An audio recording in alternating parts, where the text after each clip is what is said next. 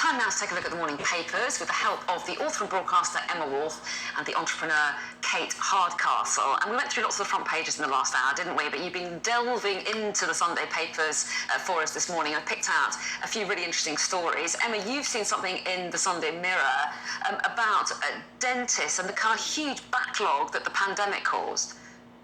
Absolutely. So this is NHS dentists warning that it'll take them years to clear the backlog, which was obviously created by the pandemic. There were more than 43 million missed appointments during the pandemic.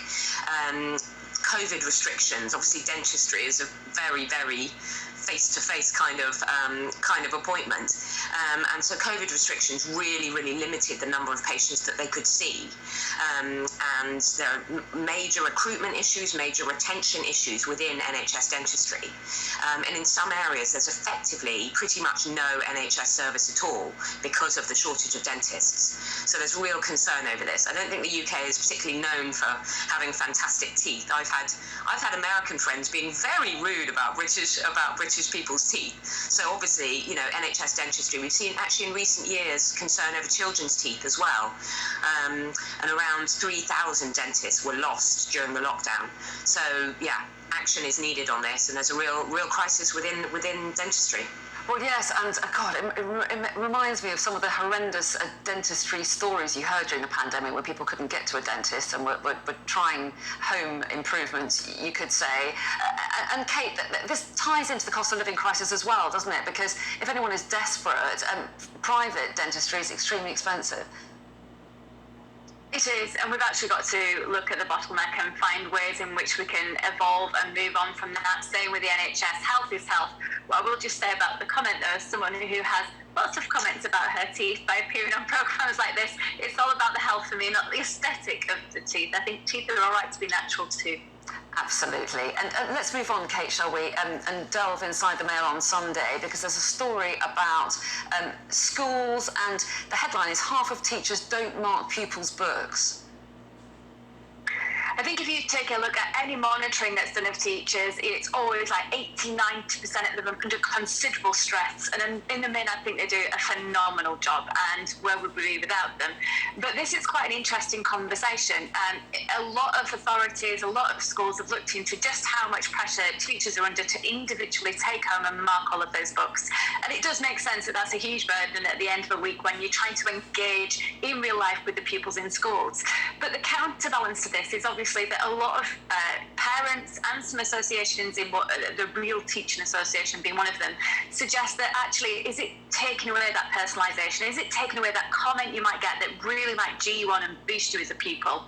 And I really hope this is where in business we would perhaps apply a technology solution, but can we somehow use technology to try and make sure that the personalisation of the comment can still exist without those teachers having to take all those cumbersome book homes? I hope so, because I truly do understand how a teacher can really be formative to a pupil's life ongoing. Yes. And Emma, just feedback generally in life, whether you're an adult or a child, can be hugely motivational, can't it? Or certainly instructive if it's not positive. I mean, do you agree that comments for children are crucial? Absolutely. It's like, yeah, as you say, throughout our lives, finding that mentor, that role model, that inspirational teacher, or that inspirational friend even, it's really helpful. But of course, teachers are under huge amounts of pressure. And especially in the last 2 years, we've seen young people, children and young people's educational outcomes really suffering during the pandemic. So I think this comes at a difficult time for children, really difficult time. And we were having a bit of a laugh in the break about the next story. I mean, it's not a funny story, but it's just the fact that we were all kind of quite interested in talking about it as three women. I'm certainly a woman of a certain age.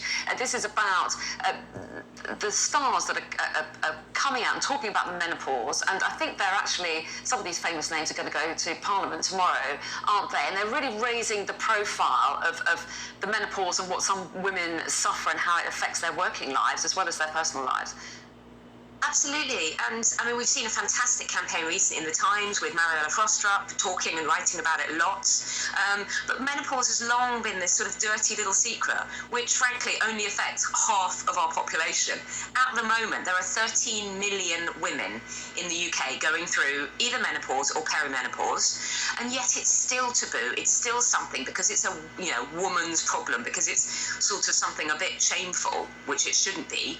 It's not talked about enough. Women can be hugely affected by it, not just physically, but psychologically. Depression, insomnia, anxiety, brain fog, all of that kind of stuff. And the fact is, it's affecting women not only emotionally at home, within their families, but in the workplace, often at the height of their careers. You think of women aged, say, between 45 and 55. That's when they're at the height of their careers. So these high-profile women are marching on, well, they're not marching, they're going to Parliament tomorrow with the menopause mandate, and they're calling on the government to address the inequalities faced by women in the workplace. And just to raise awareness and be aware of this perfectly natural stage of life, which will happen to all women if they reach this age. Well, yes, and Kate, it has gained so much higher a profile just in the last few months, hasn't it, this issue? Yes, and rightly so. I think we've got a real issue still in a lot of working environments. It's a taboo. I've been an endometriosis sufferer all of my life. 2 million women affected, up to 2 million women affected, and challenges again about diagnosis and care. With the menopause, perimenopause, we just don't have enough specialists in the UK at the moment. There's a huge waiting list. We've got HRT shortage supplies. There is a lot of focus that we need to put on here, because we have an incredible opportunity to make sure that women can carry on working, carry on engaging in every part of their life without having to be blighted by a challenge, because we can look at making sure they are supported both physically, mentally, health-wise, the works. It's just so important. This is talked about very regularly. And Emma, finally, should we just very quickly look at the Mail on Sunday, which talks about a jobs blitz by the airlines. I mean, we've had our papers filled with the chaos that people have been suffering at airports, and it looks like the airlines are really going to try and get more staff on board. Yeah, and one wonders, is this still too little too late, or is certainly too late? But anyway, this is an airline jobs blitz to try and save the Great British Summer Holiday. And basically, they're going to try and recruit. Massive recruitment campaign is underway across social media, on the side of London buses. Recruitees are being offered big bonuses. They desperately, airlines and aircraft. Okay.